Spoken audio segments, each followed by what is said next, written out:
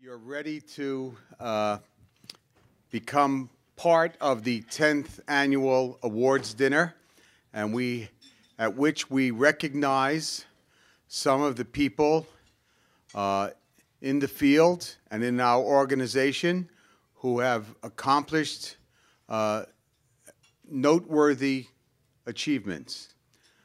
So tonight I would like to begin with asking our founder, Dr. Peter Bragan, to come up and say a word.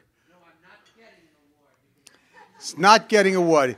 Peter doesn't get awards anymore. He just gives them out now. He's the dean. Peter. What's the award? What do we give it? The award.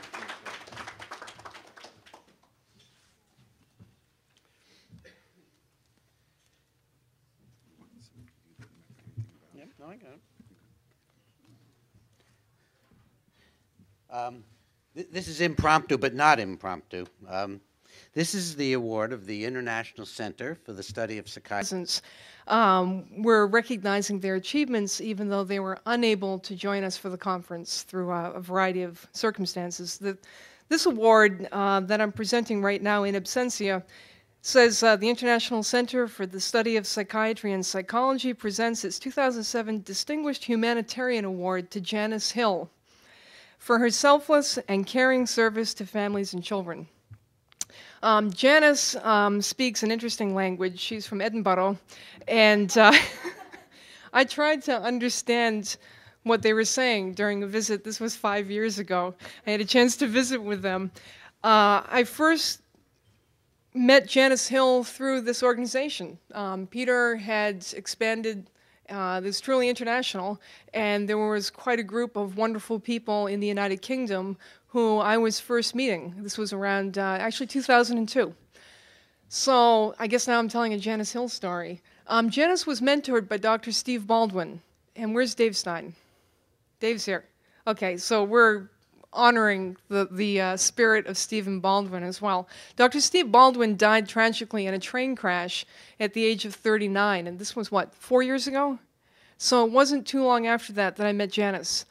And Janice Hill was having a conference. Janice is a mother and grandmother many times over, and she met the whole, or came into the scene of psychiatry and psychiatric abuses as a mother. One of her oldest children at the time was a boy who was diagnosed, guess what, 4 letters? You know the story, ADHD. And she said, no, I think that maybe not. And she did a lot of research, as wonderful, loving, creative mothers often do, to save their families. And she discovered that her child had gluten insensitivities and a number of dietary insensitivities. She also did a lot of her own personal research in the area of orthomolecular work. I know Dr. Humiston is here, so he knows the orthomolecular material too. And David Oakes probably knows this as well. So she did a lot of her own research and saved her child and her other children too from the psychiatric labeling and drugging fiasco. But Janice went beyond that. That wasn't enough for her. She decided, whoa, wait a minute, there's a problem here, and maybe this situation is also occurring in other families and for other mothers and fathers and their children. So what Janice Hill did was rather phenomenal at her own expense, or rather with no support whatsoever. She founded a nonprofit charity organization which was named by the children themselves, called the Overload Network. Isn't that nice? Overload. Aren't we all overloaded? So what these kids did is they gave the name to her organization called the Overload Network, and you can do a Google and look for the Overload Network, and you'll pull up some of the accomplishments of Janice Hill, even though she couldn't be here.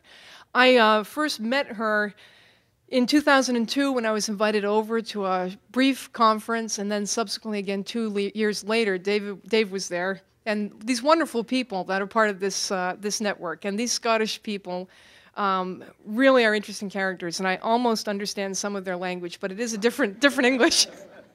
She's delightful. If you have the conference program, the best tribute to Janice Hill is probably summed up there in the words of her mother. And somebody, oh, here it is. Hey, thank you. Let me find it. Here it is. Let me find Hill. And I had been in contact, with Janice's mother, Marion, who's another delightful soul. She unfortunately also could not be here, but she was tickled pink to think that somebody was finally honoring and acknowledging the work of her daughter. Here's what Janice's mother has to say about her daughter. She, Janice Hill, stood by parents when docs were recommending Ritalin, telling them of the safer option. She went into schools and argued the mother-child's case for expulsion of the child, or rather against expulsion of the child.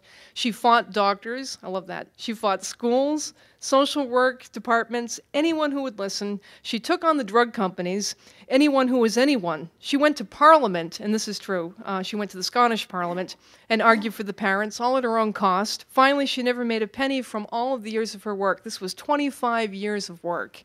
25 years of work we're honoring here. She begged for samples of vitamins to give to parents who could not afford to buy them.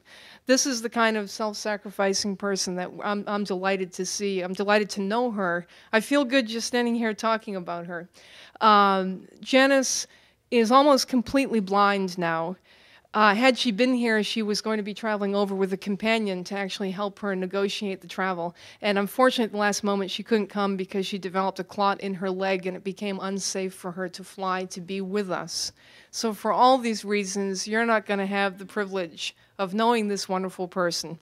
But she is going to be delighted to have your love and to realize that we were here talking about her. And Stephen Baldwin is going to be delighted to know that we're also honoring him through his mentoring of Janice. So I love these people. If I could be in Edinburgh, and unless I could be with Sean Connery, these would be the other people I would hang out with. So that's Janice. Would you take that and send it to him? Absolutely. Grace, one other piece. Do you want to come on up? Come on up. No, just briefly, one piece about Janice is that she consumed the Ritalin before. Oh, I didn't know this. Taking her stance. Oh, okay. I don't know if you can all hear this. Dr. Fred Bauman, who is another delightful person who was on that first trip when I was in, we were in Teesside. We were in Middlesbrough, England, at this first Steve Baldwin conference that Janice had organized. But now I'm putting it together. It's like the neurons are actually firing. You know, give her some more iced tea. Okay. So, okay. So Fred was there, and that was the first time I met you. And Fred just shared with me something I did not know. The reason why Janice became as concerned as she became is because she decided she would try the treatment before she would give it to her child. So she took Ritalin and didn't like it. Heaven forbid if she had liked it. Again, she's she's in Edinburgh, and they're already used to a very different form of tranquilizing called wine and scotch. I mean, what can you say? Okay. So that's Janice. Thanks, Fred. I didn't know that. There's another individual who unfortunately was not able to be here. Is John Leo here? John? Uh-oh. Is he sleeping? Yeah. Oh. What is it? He's from Scotland. You know what? We'll go, we'll go with Dr. Bratter up to Joe's room and wake her up, and then the rest of us will do an intervention at the bar. Okay. We can help John. Okay. Sammy Tamimi is another, I would call, psychiatrist of conscience. That's, I guess, sort of what this organization represents, people of conscience from various walks of life. And Dr. Sammy Tamimi, he is a world-renowned psychiatrist. I think, Bert, you know Sammy's work. I do. So you might want to add, yeah, you're an admirer of his work. You want to come up and say something about how you admire it? Why do you admire it? Do you want to say something, or I'm putting you on the spot? I'll tell you how I know of Sammy. I know of Dr. Sammy Tamimi through my exposure to the Critical Psychiatry Network, CPN, which is Joe Moncrief and Duncan Double, and these people, you know, we're sort of building the bridges with them. I know Peter has done that on several trips over there as well. And Sammy Tamimi is a part of this upstart group of British psychiatrists who really, you know, rock the boat and upset feathers, or I don't know, other metaphors to use. But Sammy Tamimi has a book coming out entitled Rethinking ADHD, and I was invited to contribute. Peter, you've contributed. John Leo's the co-editor. And Sammy Tamimi already has 2 previous books. He's a devoted child psychiatrist and very, very concerned about the arbitrary labeling of existential reactions, especially in young boys. and really places a great deal of responsibility at society and families and parenting and away from this business of labeling and drugging. And is